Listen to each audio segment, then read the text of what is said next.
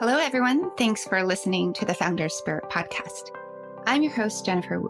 In this podcast series, I interview exceptional individuals from all over the world with the founder spirit, ranging from social entrepreneurs, tech founders, to philanthropists, elite athletes, and more. Together, we'll uncover not only how they manage to succeed in face of multiple challenges, but also who they are as people and their human story.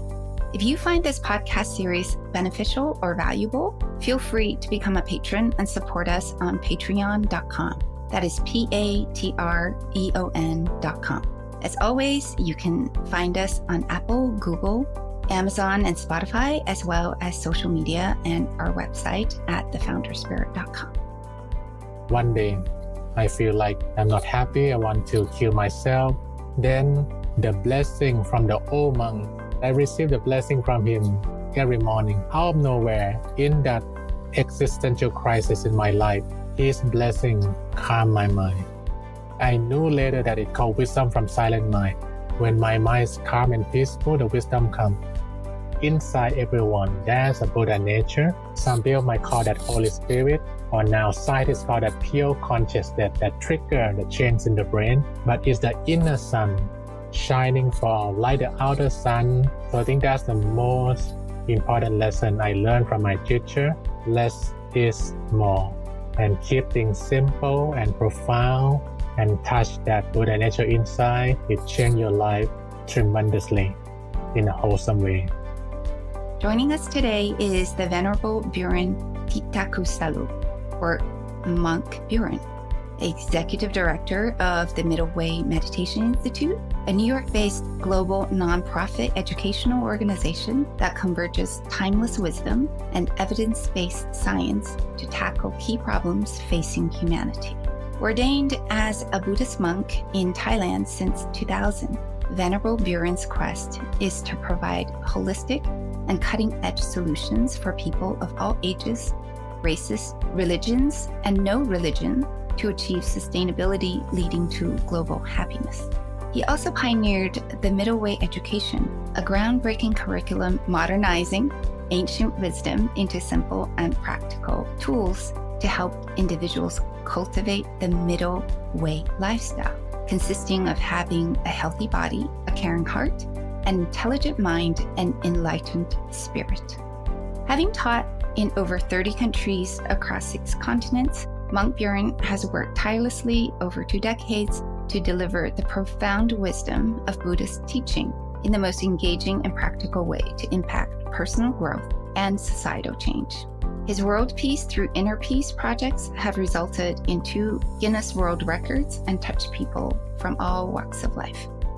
Author of the book Inner Peace, A Buddhist Guide to Happiness, Success, and World Peace, Monk Burin has lectured at Harvard Business School and works with the Sustainable Development Solutions Network, a global initiative for the United Nations to research the Middle Way education. How can Buddhist teaching impact personal growth and societal change? Well, let's talk to Monk Burin and find out. Hello, Venerable Burin, and welcome to the Founder Spirit podcast. It's so great to have you with us today, and thank you for taking the time. Thank you. Hello, Jennifer. So nice to be here. Growing up in Thailand, what were some of your formative experiences? Yeah, I grew up in the neighbor towns of Bangkok, and my family actually run a restaurant business. Since I was young, I'm running around in the restaurant, helping my mom and dad, doing different things. So I learned to cooperate and work with several people that come to the restaurant. You talked about your mother giving rice to monks. I guess it's helpful when she runs a restaurant business. In Thailand, Buddhism is the major religion. Every morning, there'll be the monk passing by the restaurant. So my mom liked to teach me giving. So she wake me up in the morning early for a young kid to put rice in the bowl of the monk.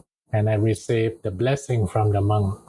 And I think that resonated with me about goodness since I was young. I didn't know how much it would be needed in the future, but my mom planted that seed of goodness in the young mind. You had previously mentioned about being a perfectionist and always wanting to be number one in school. How did that mindset influence you in becoming a monk later? That mindset about perfectionists, I think is quite common. Right now I live in New York. There are a lot of perfectionists out here. And I hope some realization will make people know what is true happiness. When I was young, I didn't understand Buddhism truly. I read so many books like How to Win Friends and Influence People, Dale Carnegie, Think and Go Rich, Napoleon Hill. I'm drawn toward more how to be successful. And I like to be number one always since I was young. And because of that, I start to accumulate stress. Yeah, I have my migraine. It's very scary. My hair start to turn white at a teenage because I think a lot. I think all the time. And I want to be number one, chasing. And it drives me to the point that I don't want to live in this world. Because when I fail, when I feel like, oh, who took number one? What they do better than me. So with that confrontation with sufferings, nothing from my mom, nothing from my dad, just from my own mind that I want to be number one, to be perfect. And I carry that migraine inside me. I feel like I should be successful, perfect, and no migraine. But I realized later that to be successful without Dharma, without wisdom, you're killing yourself. Perfectionists die young. That's what people say. One day, I feel like I'm not happy. I want to kill myself. Then the blessing from the old monk, I received the blessing from him every morning. Out of nowhere, in that existential crisis in my life, his blessing calmed my mind. I knew later that it called wisdom from silent mind. When my mind is calm and peaceful, the wisdom comes. I achieve everything. I become number one in my class. I'm a singer. I have a beautiful girlfriend. I win all the sport. I'm the top scorer in the soccer game, the tournament. I have everything, but I don't have peace of mind. I cannot sleep peacefully. Thirsty for more success. The following day, after that crisis moment, I walked back to the bookstore near Thammasat University, and I walked into the spirituality section to find the answer. Where is my happiness? And what peace of mind can bring me to true happiness? And I realized later, I need to learn the best by becoming a monk, following the Buddha, to truly understand, because Buddha said peace of mind surpasses all kinds of happiness. And that pushed me to the monastic experience during my university time that I become a monk for the first time. And also when you were younger, you wanted to be a TV journalist, as I understand, and that's why you chose to study mass communications and English at university. When did you exactly realize that the monastic life is your calling? Was there ever an aha moment for you in the whole journey? Yes, there is. I would say that accidentally become a Buddhist monk, because when I grew up, I was not groomed to be a monk. I learned mass communication. My goal is to work at CNN, but suffering, we say dukkha in Pali, it really caused me to think about monk's life. And at first, I didn't plan to be a monk this long. I want to stop my migraine and become more intelligent, more sharp, and pay gratitude to my mom and dad. But during that summertime, I realized that, wow, everything I read, everything I learn about to become successful and rich is not equal to happiness. And I learned from the Buddha that if you want to be happy, think good thought, speak good word, do good action. It's so simple, but it's so challenging to do in the modern day. So I dropped my education for 1 year, stay in the temple. In that 1 year in the temple, I meditate more, I learn more, and I get to a very deep state of meditation. As a monk, we cannot elaborate too much about it, but it made me realize that, wow, in this physical body, there's something called Buddha nature, something so powerful that how Prince Siddhartha go out from the palace and become a teacher and help other people. So in that deep state of meditation, I realized that my life, my energy can help this world more if I'm a monk, not a journalist. That's a turning point. After that 1 year, I finished my bachelor at 22. That's my second ordination. Wow, that's a beautiful story. And you had mentioned that you were a top athlete, you had a beautiful girlfriend, and you were also a singer in a band. So, what was the hardest thing that you had to give up in this worldly life to become a monk? Was it the girlfriend? During my 1 year at the temple, I already set my goals in life very clear. Become a monk, that's the best thing for myself, for my family, and the world. I really want my family to understand, and I hope my girlfriend will support. And they are not 100% the first year. After a few years, they fully support. So I think that's my challenge in a year. And your master, what was the most significant lesson that he taught you? He taught me that less is more.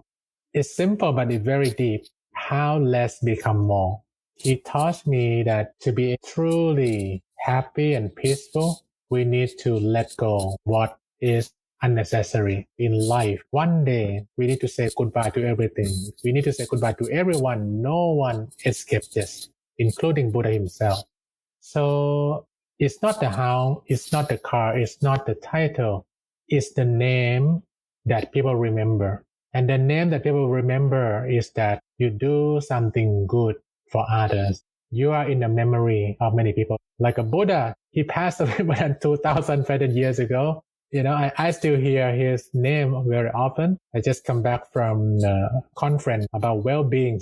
And the main coordinator of the program, he said, I think the next Buddha is the community. Yeah, he used the term, the next Buddha is a community, not a person. And I totally agree because my teacher taught me that also, that inside everyone, there's a Buddha nature. Some people might call that Holy Spirit, or now scientists call that pure consciousness that trigger the change in the brain. But it's the inner sun shining for all, like the outer sun. So I think that's the most important lesson I learned from my teacher. Less is more, and keep things simple and profound and touch that Buddha nature inside. It changed your life tremendously in a wholesome way. Keep that in mind. Less is more. Yeah, we in a society that more is more. Well, more begets more because the more you have, the more you want. You always think, oh, what do I not have? So it's never enough in a way. Never stop. I wanted to ask you some questions about Buddhism. There's the three jewels in Buddhism, the Buddha, the Dharma, and the Sangha. And Buddha is obviously the awakened one, the one that attained enlightenment, and Dharma is the teaching of the Buddha, so the path to enlightenment. And then Sangha is the community of the Buddhist, potentially the community that will be the next Buddha. It's a place of learning and it's a place of support. But what are the 5 precepts of Buddhism? To put it in perspective, to live a good life, Buddha talked about a thing called threefold training. The first one is discipline. Sometimes we use the term precept also. Meditation, step number 2. And then wisdom is number 3. In Pali, we use the term sila, samadhi, panya. Sila or precept is a foundation for good meditation. And good meditation is a foundation for good wisdom. I really want to show this complete Buddhism because sometimes in the West, you learn selective Buddhism. Like I meditate, but I'm not happy. No, you need to have good sila. So 5 sila or 5 precept is a very key in the path of happiness. Number 1, not to kill human, animal, any kind, even the small mosquito. You find a way to get them somewhere else, but not kill them. Because when you kill, you get into angry cycle. It's a habit thing. We train ourselves not to get into that angry cycle. And then the second one, not to steal. If we control our greed, we tame ourselves. Number 3, not commit adultery. And number 4, not use false speech, lying, divisive speech, harsh speech, gossiping, not good for meditation. It distracts the mind. And the last one, I think this is the most challenging one in the West, not to take intoxicant. That when you're drunk, your mindfulness level go down and you have more risk to break number 1, number 2, number 3, number 4. The 5 precepts in short is a good foundation for meditation lead to wisdom. So number 4, to abstain from false speech. Then we should never go on Twitter or X. It will be very challenging. I don't use Twitter too much. I'm a bit scared of using it. I think you get sucked in. It's like an intoxicant. You get addicted and it clouds your mind. As a monk, I would say that I have a bit of struggle how to use social media, like how I use it and not let them use me. Need to be very mindful to be able to do that. So the 5 precepts are like the 10 commandments in the Western religion sense. I think some detail very similar, but the precept, this is the guideline and you make a decision by yourself. Buddha used to say, I'm one of the people who still suffer. I'm like you, human, but I practice, I find enlightenment. I found the way, but you must walk by yourself. I'm your guide. I can show you the way, but you must walk by yourself. So that's how Buddha approached Dhamma or teaching. So in the precept, it's more about you and that truth, nothing else. And then you work with it. If it works, you continue. If it doesn't work, try something different.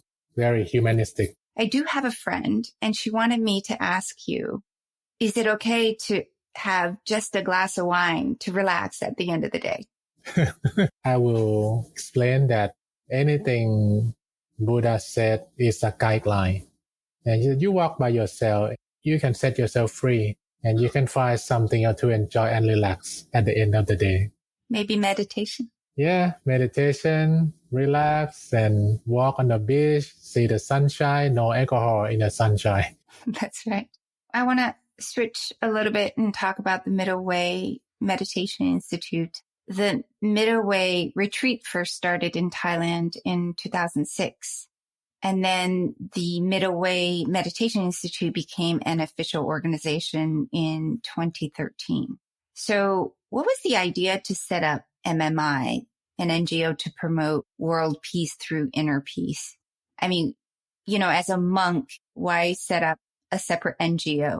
I think the way it happened is interesting because it's similar to how I become a monk. That I didn't set the goal to be a monk, travel the world. So the Middle Way Institute started from a very interesting interaction. When I become a monk, I taught students from all over the world. They fly in from almost 100 countries. Most of them not Buddhists. There's a group of Catholics, medical doctors from the Philippines come to Thailand and learn with me. And they feel like, wow, I'm not teaching religion. I'm teaching how to become a better person, actually, in general. They said, Monk Burin, can you come to the Philippines? Teach my fellow Catholic friends. And that doctor even talked to the bishop in the Philippines. And it happened that that archbishop used to come to Thailand and knew that meditation is neutral. Anyone can learn it. It started from that. So I flew to the Philippines, and then my master told me, go there, work with the bishop, work with the Catholic, world peace will start from the Philippines. So I talked to the bishop, we talked to the mayor. They would like to organize more than 10,000 people to meditate at the same time. We need to partner with the city, with the university, the archdiocese there. So they said, we want to work with you. What is your organization? I said, I'm from the Temple. No, we need organization so we can sign MOU. So the Middle Way Institute, originally from our teachers in Thailand, was born in the Philippines. And tell us, what is the Middle Way? What does that mean? Yes, the Middle Way is very wide and very deep at the same time. If you study Buddhism, you probably see the term the Middle Way, balance. It covers everything that we do as a good Buddhist practitioner. But there's a depth in that, which I will elaborate more. The Middle Way starts in the first teaching of the Buddha. He said, through the Middle Way, I become enlightened. And in those days, in the Buddha time, there are two extremes. One is, if you want to be happy, your sense pleasure, 5 senses. And that's his life in the palace. And that tradition is still available right now in the world. Right in New York City. And the other way is self-tormentation. You want to be happy, you need to suffer yourself. You need to limit yourself. Very ascetic, eat so little, lie down on a nail bed. It's still there in India. Self-tormentation. Buddha tried both and he didn't find enlightenment. Then one day there's some angelic signal come to him like a guitar. To lose, not sound nice. To tie, not sound nice. And then just the middle. Ding. It sounds so beautiful. He found the middle way. Then in 1917, the founding teacher of the middle way meditation, his name is Lung Pu Wat Pak Nam. He practiced Buddhism. He followed Four Noble Truths. But full moon September, more than 100 years ago, 1917, he made a vow to the Buddha statue at one temple in Thailand that, oh, Buddha, please show me the true path to enlightenment. So that night, he meditated and his mind settled down inside himself. And then he found the light and experienced the Buddha nature within very deep state. It's around 2 finger width above the navel. In the middle way meditation, we call that center of the body. And that is the deep meaning of the middle way. But we need to practice to really feel that when you breathe, here, breathe and breathe out. And when you set yourself free from your breathing, it's going to connect to that deep spot inside. Luang Por Pak Nam said that this is the true middle way. This is the inner path that Siddhartha become Buddha. And that's the depth of the middle way meditation. So just for some of the listeners out there that don't necessarily know the story of the Buddha, he was a prince, actually.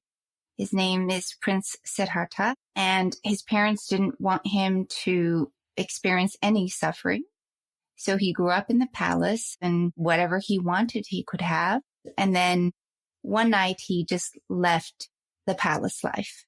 You had mentioned this inner light, the Buddha nature inside. So first we need to have discipline, has to do with the 5 precepts. And then we need to meditate.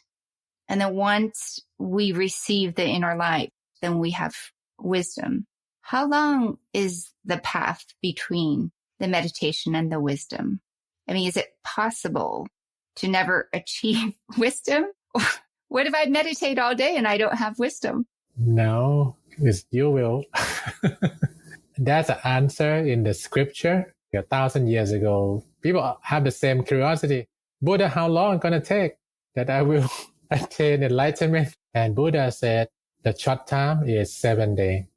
The medium one is 7 months. The long one is 7 years. If you continue practice consistently. That's a big range there, 7 days to 7 years. And I wanted to ask you, why did you move MMI to New York City? Yeah, I think it started when I talked to people in different parts of the world.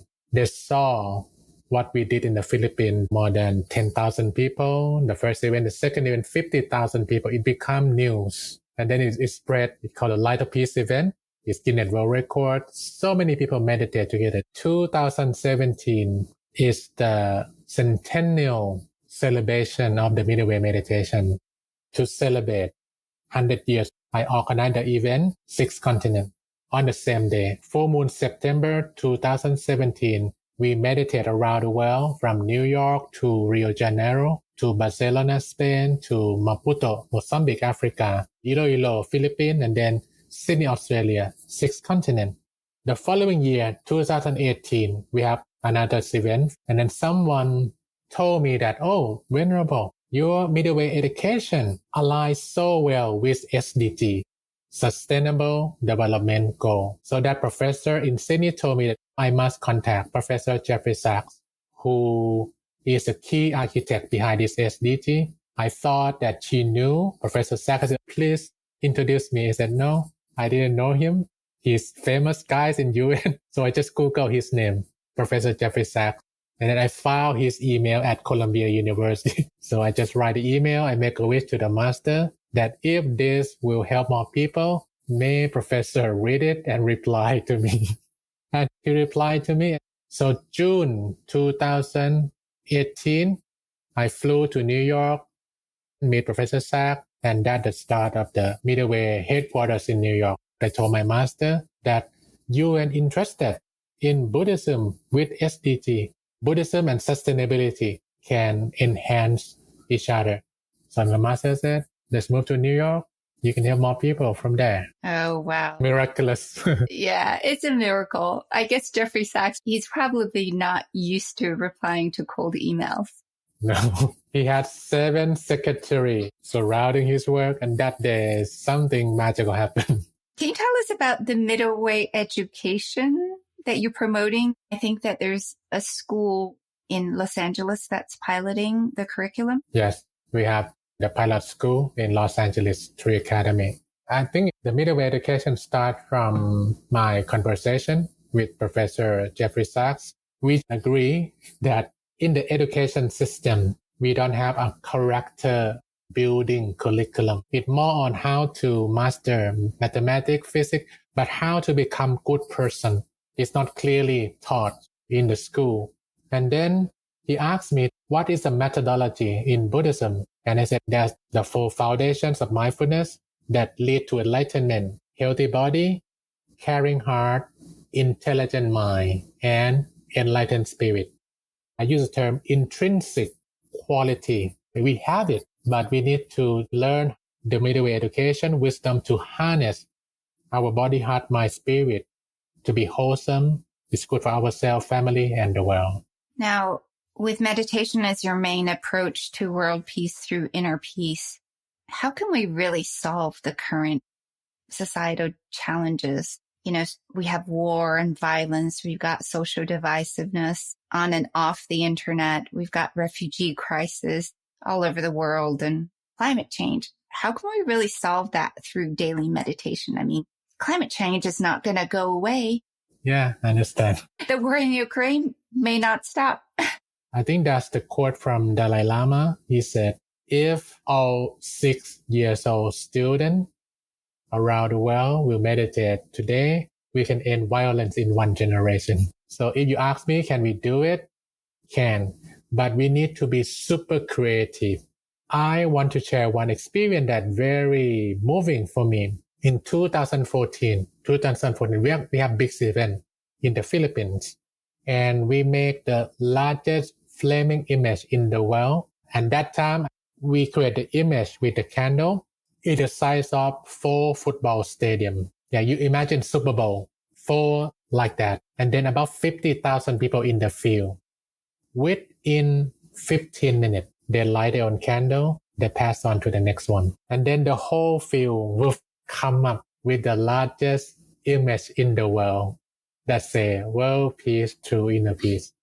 Yeah, so one person lit a candle and they passed the candle onto the person next to them. So in 15 minutes, all 50,000 people. Yeah, it's all complete. Amazing. So let's imagine we have world peace fever. You know, we have World Cup fever. That is the only game that 1.4 billion people watch it at the same time. If we can cooperate around the world, I just dream about it that 2030, the year that SDG will be completed, if we can have 1 billion people meditate together on that day to celebrate SDG, maybe no more war after that. 1 billion people strong, no more war, no more. I think it will change. Well, you got 7 years, Monk Burin. 7 years. That's a lot of time. That's exactly how long it takes to attain enlightenment. Yeah, Buddha take around that time for enlightenment. So why not? From now to 2030, we got 7 years to attain. That's for the slowest person. So we need to start today. I hope it's clear. It's possible, but we need to be super joyful, super creative, and make the whole world excited like World Cup fever. But we have world peace fever. Well, we're going to have to find a full moon in 2030 then. One thing I wanted to do is a short meditation, the daily mind shower, because every day it's on Facebook at 8 a.m. Eastern Standard Time. Can you tell us what is the daily mind shower and why do we need it? Yes. The daily mind shower is the online meditation program on the Facebook page of MMI.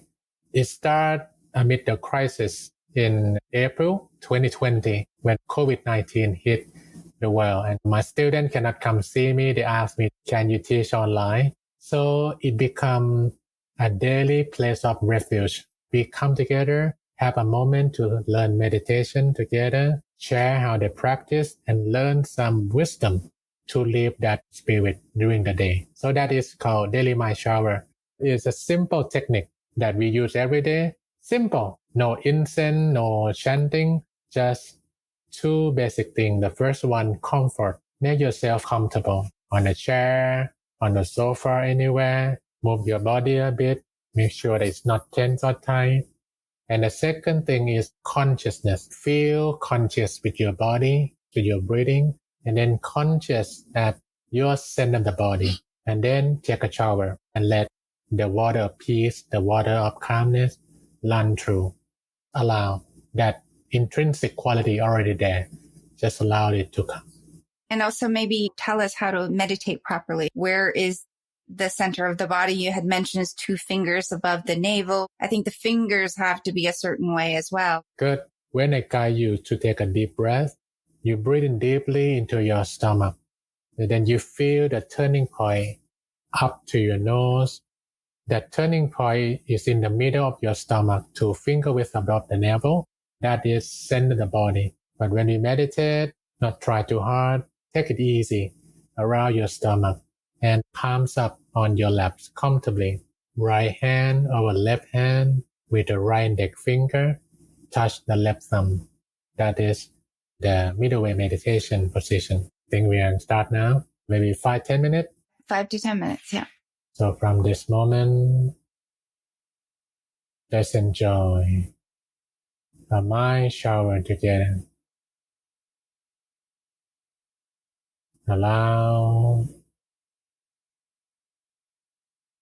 this beautiful moment of peace, calmness, and serenity come to your beings. Adjust your sitting position and gently close your eyes. Soft, gentle, and easy. Softly close your eyes. With your hand palms up on your lap. The right index finger touching the left thumb. Feel at ease in your body. And take a deep breath if you like. Breathe in deeply into your stomach. And breathe out slowly through your nose and mouth. In and out. In and out. Slowly and gently. Every time that you breathe in peace, joy, and happiness. When you breathe out all concern, worries, and tension. Breathe it out. In and out. In and out. Slowly and gently. With a deep breathing, you can feel more relief. Feel more relaxed. And allow gentle awareness. Settle down inside yourself. You can now breathe as normal. Do not worry about your breath anymore. Let your breath flow naturally and allow relaxing energy from your breathing. Expand throughout your body. Calm, peaceful, and gentle. Easy, simple, and relaxed.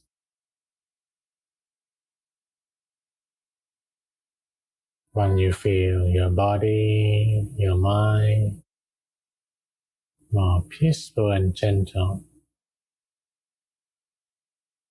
then feel like your body turn crystallized, transparent. Crystallized body, and the air can pass through. Light and gentle, easy and simple.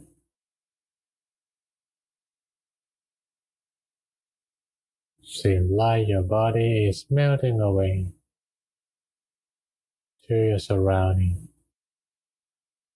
No wall, no ceiling, just you and the nature. With the sky, with the mountain, with the trees, blending to the nature.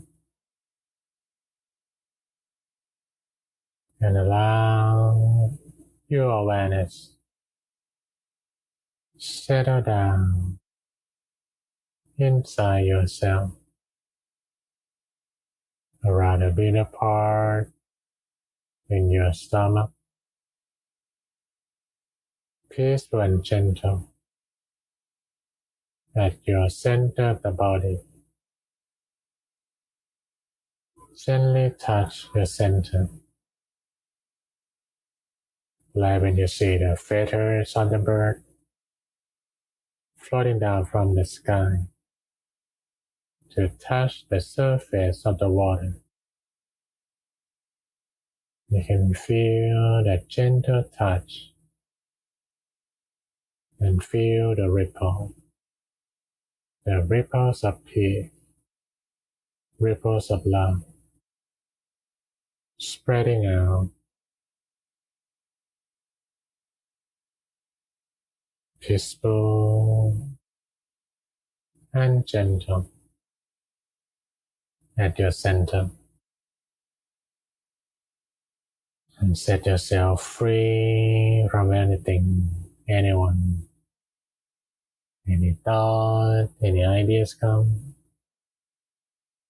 Just let them fly away like a bird in the sky. Enjoy yourself on the top of the mountain, on a nice beach by the ocean, and let your mind have a shower with peace, with kindness, with love.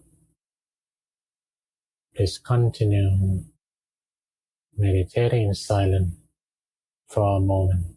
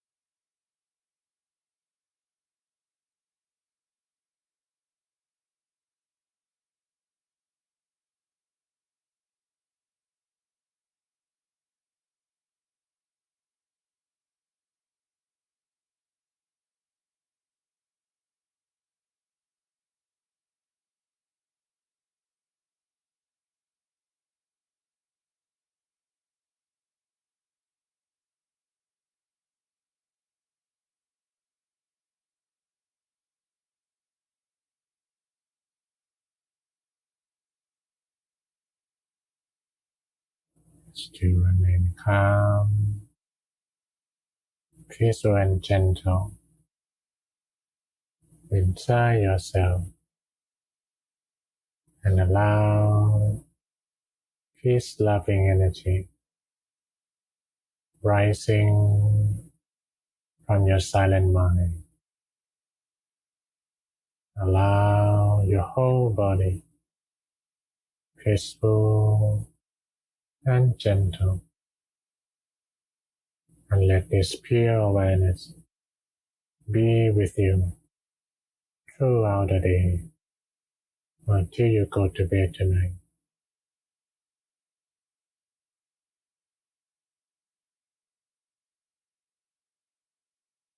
Buddha-nupa-vena, Sappha-dhamma-nupa-vena, Sappha-saṅgha-nupa-vena, Sattha-soti bhavantu te.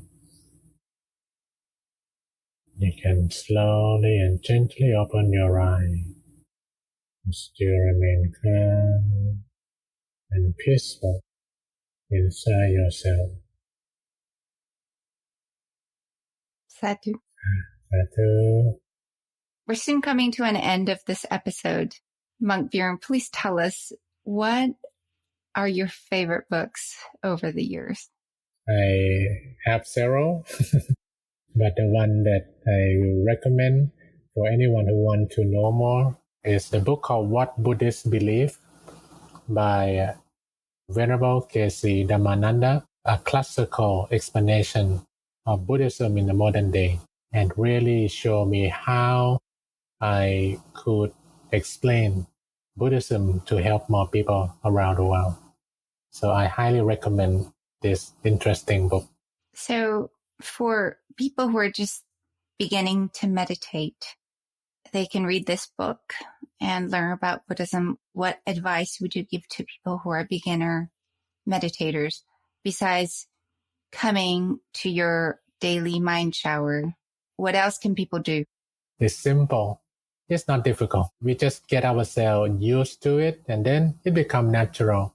So first thing first, if you really want to have some benefit from meditation, shower your body, shower your mind, and do not touch your phone if you don't have a moment of peace of mind. I practice this habit. Before I go to bed, I do airplane mode, my phone. And then in the morning, I will shower the body, shower the mind first. And when I have peace of mind, I will turn it back. Start with this one, first thing first. And you can do it 5 minutes, 10 minutes. Make sure that it's consistent. Like you shower your body every day. You shower your mind every day. More questions, we can talk. We have many resources around the world. I have a feeling I'm going to be one of these people that takes 7 years. No. The key thing in practice is that we enjoy the journey. We don't look at the end too much. So it might be 7 days, it might be 7 months, 7 years, we don't know. But let's enjoy it now. And where can people find you and MMI online? Yeah, the main website is mmipeace.org. If you Google Monk Burin, you find different guided meditation talk, even the one at Harvard Business School. And also there's a video with you and Professor Jeffrey Sachs. Yeah, Wisdom and Sustainable Development. That's the name of the talk. It's about 1 hour. Very interesting how ancient wisdom will meet the future challenge. One other thing that I want to mention, Middle Way Meditation Institute is still running retreats in Thailand. In fact, I think you have one retreat right now in Chiang Mai, and then the next one will be in December.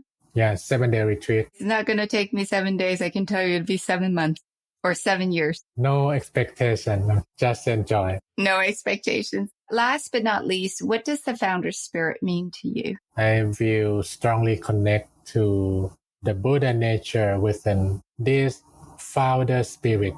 So if we can practice following good teaching and go to that founder spirit of ourselves, of who we are really, and what we're supposed to do in this life, that might be a great discovery of your founder spirit. That's wonderful. Actually, Buddha had the founder spirit, but we could all have the founder spirit. If we can find that. We are all. That is an inner sun that shines for all. Buddha discovered that, and then he said, yes, you have it. So we can be on that enlightened track, following the Buddha also. We're now coming to the end of our interview, and as you know, we will end every episode with a quote. And for this episode, we have a quote from Alan Turing. Sometimes it's the people no one imagines anything of who do the things that no one can imagine. Venerable Monk Burin, many thanks for coming on the podcast today and showing us how to live the middle way in life. Sadhu. Rejoice in your wonderful work, Jennifer Wu. Keep your spirit shine. Enlightened spirit is coming. Thank you. So happy to be here. If my podcasts have been beneficial or valuable to you, feel free to become a patron and support me on patreon.com. That is patreon.com. The Founder Spirit Podcast is a partner of the Bilar Institute, a nonprofit foundation focused on accelerating the transition to a net zero economy and restoring planetary health.